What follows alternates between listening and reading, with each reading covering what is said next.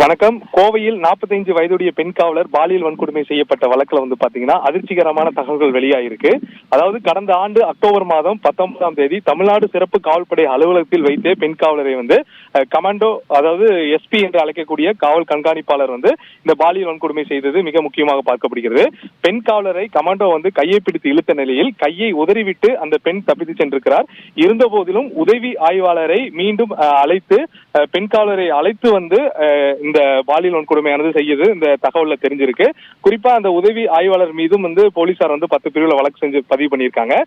குறிப்பா இது மட்டும் இல்லாம அந்த பெண் காவலரை அறைக்குள் அடைத்து வைத்து பாலியல் வன்கொடுமை செய்தது, அது மட்டும் இல்லாம தொடர்ந்து செல்போன்ல மிரட்டல் கொடுத்தது போன்ற பல்வேறு தொந்தரவுகள் அந்த பெண் காவலருக்கு இந்த உயரதிகாரி கொடுத்தது தெரிய வந்திருக்கு. குறிப்பா இதுல பாத்தீங்கன்னா கடத்தல், பாலியல் வன்முறை மற்றும் அதிகாரத்தை தவறாக பயன்படுத்தியது, பெண் மயக்க நிலையில் இருந்த போதும் பாலியல் வன்முறை செய்தது, பெண்ணின் மரியாதை அவமதிக்கும் நோக்கில் உடலை தொடுதல், பெண்ணை பின்தொடர்தல், பெண்ணின் தனியுரிமை மீறி படம் எடுப்பது, மிரட்டல் உள்ளிட்ட இந்த 10 பிரிவு அந்த உயரதிகாரி மீது பதிவு செய்யப்பட்டு அவர் நேற்று கைது செய்யப்பட்டு சிறையில் அடைத்திருக்கிறாங்க.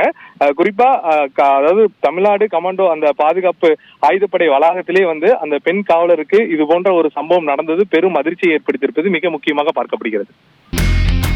இனி செல்லும் இடமெல்லாம் செய்தி.